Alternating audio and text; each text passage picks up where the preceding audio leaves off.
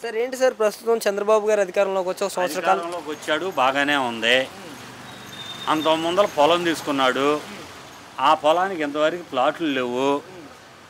మీకు ప్లాట్ ఆయన 5 ఎకరాల పొలం ఆయన కొనుక్కున్నాడు, 5 ఎకరాల్లో ఆయన కన్స్ట్రక్షన్ చేసుకుంటున్నాడు.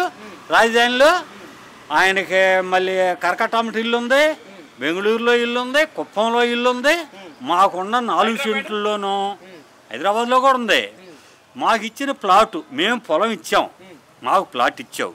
మా ప్లాట్ ఆడో మాకు తెలియదు. రెండోది, సరే మాకు ప్లాట్ ఇచ్చావు, దాంట్లో కట్టుకునే పర్మిషన్ లేదు. దానివల్ల మాకేంటి ఉపయోగం? మేము మా పిల్లలకి ఇచ్చాం, ఆ పిల్లలు ఇల్లు కట్టుకోవాలంటున్నారు. ఇల్లు కట్టుకోవాలని కౌలిత్తరాగా అంటున్నావు. నువ్వు ఇచ్చే కౌలు మాకు సాల్తల్లా. మా దగ్గర తీసుకునేటప్పుడు పొలం ఈ యూనివర్సిటీల్లో ఈ రాజధాని పరిధిలో ఉన్న పిల్లలందరికీ ఉచిత విద్య అన్నాడు.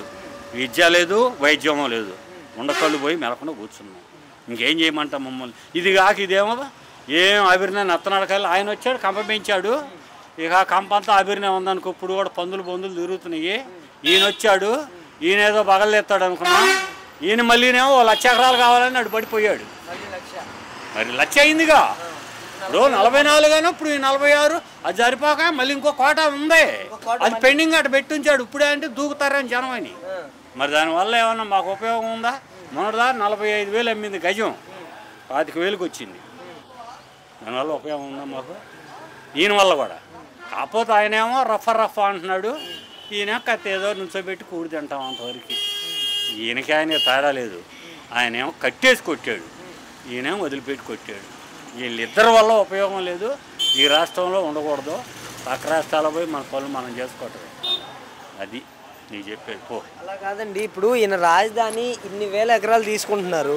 మరి తీసుకున్న దాన్ని ఎక్కడా కూడా అభివృద్ధి చేస్తున్నట్టు కనిపించట్లేదు. ఏడై ఆయన అభివృద్ధి చేస్తుంది. ఆ నీళ్ళు వరతాయి. నిన్నగా ఇవాళ పోయి 15 రోజులు అయితే నేను పోయి ఇక అసలు మేము కాదు, నా మనవాళ్ళు కూడా చూడలేరయ్యా ఈ రాజధాని. ఏది స్పీడ్గా, ఏది డబ్బులు బాగా వదిలి గబాలంగా చేయాలిగా రోడ్లు పోట్లు.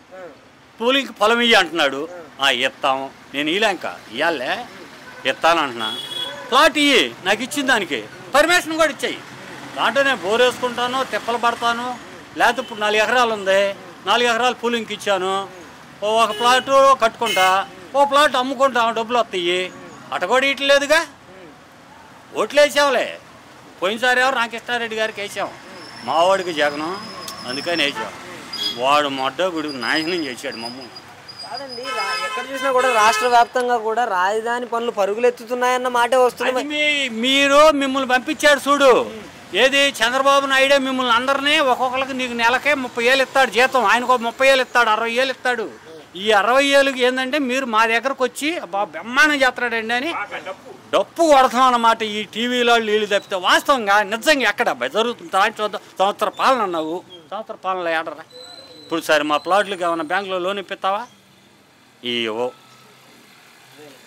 ఏం మాకు ఉపయోగం లేదు అబ్బాయి దీనివల్ల కూడా.